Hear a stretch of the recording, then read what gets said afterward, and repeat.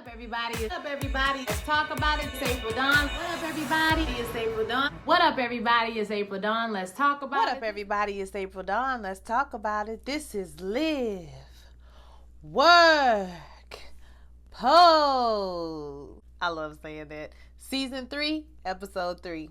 All right, y'all. This episode, we got a lot of backstory on Elektra. We kind of got her origin story, if you will. I thought it was a good episode. One thing that I can see that's going to be happening with Pose this season is that they're going to be broadly brushstroking over all of these decades to kind of get us in on these bad characters or get us in on the backstory of some of our beloved characters, right? So we see that Damon is gone for real. You're not going to see him no more, y'all. So y'all said bye to him on the last episode because that was all we was going to see from him, baby. Overall, I thought it was a good episode. Some things we kind of knew already, but we got a little bit more, explanation on. So I don't want to waste any time. Let's go ahead and get into it. We start off in the year 1978. They do a lot of back and forth during this episode. And Elektra is working at the piers. Who would have known Elektra was selling her ass down to the pier, child? Who would have known? She goes with this man for $75 and an apple pie from McDonald's. I said, child, y'all better. Child, I said, times is hard. As she's walking with her friend comments on how she's always collecting her stack. She goes in for one amount, but she comes out with another amount of money. Like, how does she do that? And she was like, girl, because I don't look like I belong out here with you people. We do peasants. You know what I'm saying? Like, they pay more because I am more. When they get to their destination, the girl says she forgot her keys to the house or something at somebody else's place. And she's like, oh my God, girl, I cannot believe you did this. She's like, girl, what you talking about? Just go home to your mama. Just sneak in. Your mama not going to be waiting up for you this late. She's saying, I can't go home to my mother's house looking like she looks. Now, she got a big afro wig on. She looks fabulous. She looks great. She can't go home to her mama dressed up like a woman. Oh, one thing I did think was cute when they were walking down the street, she was talking about how she's going to be fabulous one day. And she's going to be going to all the hottest places, wearing all the best clothes, down to the Studio 54, honey, just living her best life, the finest restaurants. People are going to be looking for her, the paparazzi. I mean, it's just going to be, her life is going to be a whirlwind. And the girl did notice that she had some expensive fashions on. I think it was like Halston or something like that. So Elektra tries to sneak into her mother's house. Her mother's name is Tasha, but Tasha is sitting right there, child. I remember I snuck out my window one time, and when I came back, my mama was sitting on the bed, child.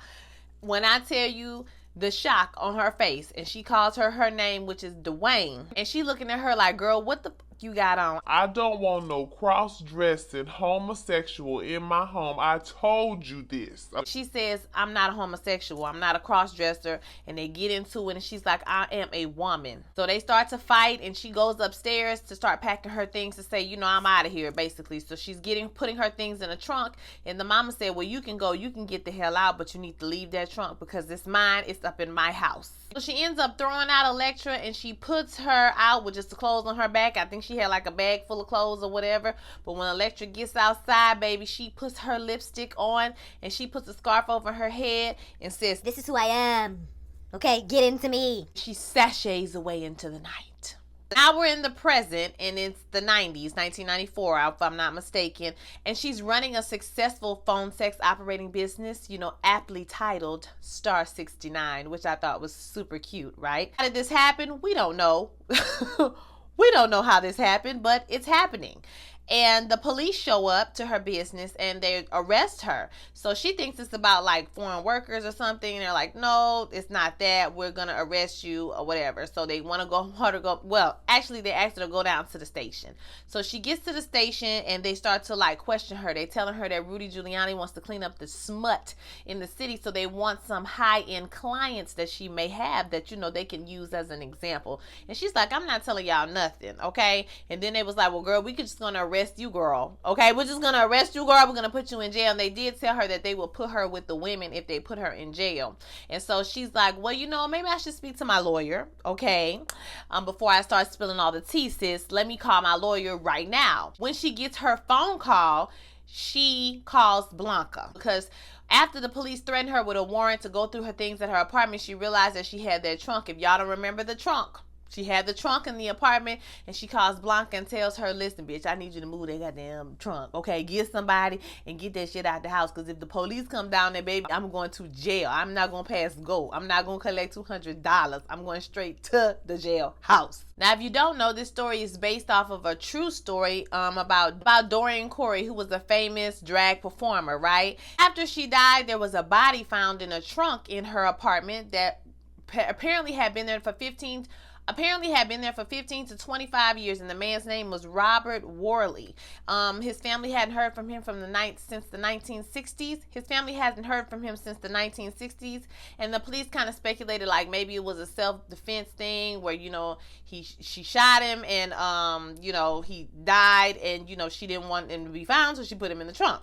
But it remains unsolved. So this is actually based off of a true story. If you look at Paris is Burning, you'll see Dorian Corey is all up and through there, and it's really cool thing to watch. If you haven't seen Paris is Burning, please watch that. So Blanca enlists the help of Ricky and Poppy to move the trunk, and when they get down there, they go into the closet and they see all of these air fresheners hanging or whatever, and they smell a kind of funky smell, and they're like, hold up, listen, I'm not finna move no drugs or no shit like that. Like, what you got us up in here doing? You gotta tell me what we doing before I do this. So they pressure Blanca, and she finally just tells them what's going on. It's a client of Elektra's that died, overdosed a few years ago, and, you know, she put him in the trunk because she knows that, you know, she's gonna go to prison if they find this dead body or whatever. Hilarious sequence. They brought the body to their house, and they put the body in Damon's old room.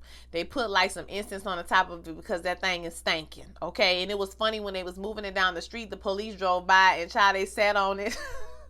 They sat on it like, and then they jumped up and started moving it into the apartment. Like I said, Blanca starts to think about the history of the trunk, and apparently it's important to their family. And then we do a jump back in time to 1983 when Blanca, Candy, and Lulu were children in the House of Abundance. Speaking of Lulu, she called Elektra when she was at her business, and she told Elektra, don't look for her anymore.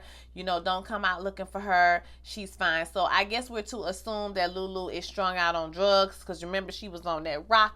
So she out here living her best snowfall life, and she told them don't look for her. So I don't know, you know, hopefully she can get into recovery and they can find her or whatever the case may be. But that was a little nesting for Lulu. Or we may just never see Lulu again. I mean, I don't know how that's going to work either. Also, Ricky has been staying with Elektra since he broke up with Pray Tell. So that's why Ricky was already at the house. Flashback to when Blanca, Candy, and Lulu were all children in the House of Abundance.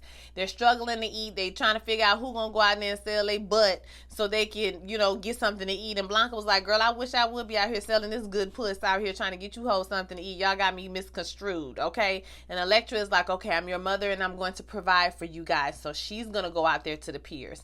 When she goes out there, she's about to get in the car with the man, and she runs into Angel, Cubby, and Lamar. Apparently Angel and Lamar are cousins, and we did not know this, and they met Cubby kind of along the way. Angel's hair is short, and the man asks for both of them, and she tells her, no, Angel, you're not finna go out there and sell yourself. You go to this address, tell them that I sent you. And they're like, well, what do we say? Well, you know, tell them your mother sent you, because I'm your mother now, because now y'all my children. They gather up their things and they go on over there, and then later on that night, everybody's eating Chinese food. Honey, they're just fellowshipping. You know what I'm saying? They got some food based off of what Miss Elektra did, a little strange. Based on Elektra doing something strange for a piece of change. Elektra was like, listen, hoes, y'all up in here eating. I hear a whole lot of talking, but I don't hear nobody saying thank you, bitch. Thank you. Mother will provide. And as she says that, the lights go out, and they like, oh my God, this is some bullshit. And Elektra was like, bitch, I cannot live in this poverty hole. This is poverty, baby, and I can't do it. So she comes up with a plan to get some money for them, right? And that's all tied to her getting back the things that were in this trunk. Apparently those things were expensive. She worked hard, you know what I'm saying? She bought all these expensive items, and you know, it's a way for them to get some money. So they went back over there to Tasha's house, okay, climbing in the window, fucking with the air conditioner. The air conditioner fell out. Tasha ain't wake up then, but eventually Tasha ass woke up. And she threatens to call the police on them, but Elektra tells her, oh, if you call the police, girl, I'm about to make a scene, and everybody in the neighborhood gonna know, okay, about your son, Dwayne. So Tasha decides to let them go. So she tries to be nice to Elektra and is like, she's so lonely, and she tells her she can come home, just tone it down some. And Elektra tells her, basically, I'm not going to be anything but my authentic self, girl. The whole purpose of my life is to tone it up, sis. I'm going to tone it up. I'm not going to tone it down. She says the pain of her disapproval will no longer distract her from going after everything that she deserves in this world. Bloop! Tasha, now how do you feel? You done lost your daughter out here because you can't accept her for who she is. Couldn't be me. It wouldn't be me. It couldn't be me. I would never do that to my child. Now you look at you, Tasha. You're lonely and sad and mad. Now we're back into the 90s, and Christopher, Blanca's boyfriend, has showed up at the house. So Christopher is there, and he smells something stanky. He like, bitch, it's something that's stanky up in this bitch. She's like, oh, it's the dead rat. Nah, ho, it's about 25 dead rats in this bitch. Like, something is stanking. He discovers the trunk, and eventually she tells him what's in the damn trunk. And he's shocked at first, but then after a conversation they have, he realizes that, systematic racism, homophobia, you know what I'm saying, all of those different things, transphobia, this is all gonna play a part in her going to jail for the rest of her life if they find this white man in this damn trunk.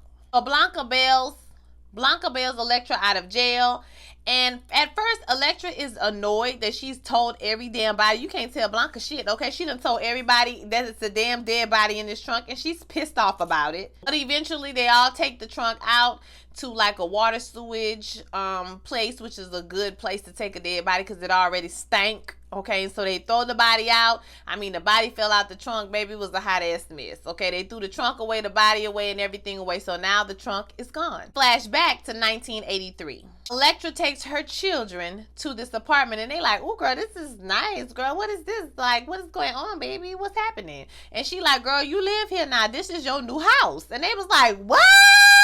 Bitch, we doing it! Now, she doesn't tell them how she got the money for this place. But it's apparent to us that she sold everything that was in that trunk that was worth some money. And after a little bit of investigating, Blanca finds a picture of her and her mother, which was the only thing that was left in that trunk. Then we flash back to the 90s. Christopher tells Blanca that he got all the charges dropped against Elektra. He pulls some strings. When Elektra finds out about this, she's very pissed off. She's very upset because she feels like she don't want to be beholden to no damn stranger. And in that world, especially like somebody who done been a prostitute and all of this type of stuff, you think you can't do nothing, homeless, you know what I mean? They done been out there, child. So, you do something for somebody, you owe them, so that's what she's thinking. I don't want to owe him anything. But Blanca tells her, girl, well, all the things that you did for us when we was living in the house of abundance, how you was out there selling your good puss, okay, to get us some Chinese food, baby. We are even, girl. Don't worry about it. And she gives her the picture of her mother and her, which I thought was really nice gesture. She had been keeping it for all of those years. Then Elektra explains what the name Abundance came from. She says that now that she had her family at her side, she had everything. And then they make an announcement that Blanca got into nursing school, and everybody celebrates and eats. And Elektra sitting over there. You ever seen that meme with that mama looking at y'all when y'all open y'all Christmas gifts? That's how Elektra was looking, like, look at my family. This is so nice. We also get to see the house's debut ball performance, which I thought was fabulous. The theme was like a fairy tale, so they had to dress up, like Snow White and Sleeping Beauty, and it was everything. They dominated every category. They won every damn thing. And Elektra, is the first time she declares them the House of Abundance. Legendary house. Overall, I thought this episode was a really good episode. Like I said, I do feel like they're gonna kind of rush some of it. They're gonna brush us in broad strokes because we only got 7 episodes, and I personally feel like they should have maybe gotten 10 episodes to kind of flesh this last season out, so we really got a good grasp of what was going on with these characters, and they could have a little bit more character development. But hey, who am I? Side note, did y'all hear about what's that lady name? Now I can't remember the lady name. The person who is the creator of this show, did you hear about the ranting that she did if I remember her name, y'all, I'm going to put it on the screen because that's just going to get on my nerves why I can't remember this woman's name. This really aggravated me. Anyway, she went in on ranting and raving at this party they had. I think it was like an opening night party, cast party, some type of situation. And she went off on everybody and told people that she should have been paid. And, you know, her boyfriend is the guy who plays Poppy. I think his name is Angel in real life. He was like, I love you, but I just screwed somebody on the crew, but I don't want you to leave me. And she made him stand up. Like, they said it was a career-ending speech. She talked about how they hired writers that she didn't necessarily like. And I'm not gonna lie, as much as I like this show, sometimes the writing is a little cheesy for me. Okay, the lines are giving cheese. But, you know, it's whatever. Like, I'm still into it. I want to see this last season through. And overall, it's a good season. But sometimes them lines do, you be like, girl, who wrote that? The reads are everything. They always are and they always will be. But some of the sentimental stuff is giving like 1990s, you know what I'm saying? Like sentimental lines. Like, it's a little cheesy. But whatever. But did y'all hear about that? Janet Mock. That's her name. Janet Mock. Yeah, she went off on everybody. You know, I don't know what was going on. They say she immediately regretted it as soon as she was done, but I don't know, child. Who knows? They also said that Elektra, the person who plays Elektra, Dominique, was, you know, kind of like chanting and rooting her on or whatever. But like I said, I thought it was pretty interesting. Have y'all heard about that? And let me know what your thoughts are about that. So yeah, overall, I thought this was a good episode. I think next week we're going to be getting the similar type of story, but it'll be about Pray Tell. So let's hear what you guys think about that, okay? So I'm really tired, y'all. I'm trying to focus and get through this video. So don't forget to like, comment, and subscribe. Share this video with all your friends, and I will holler at y'all next week. Peace.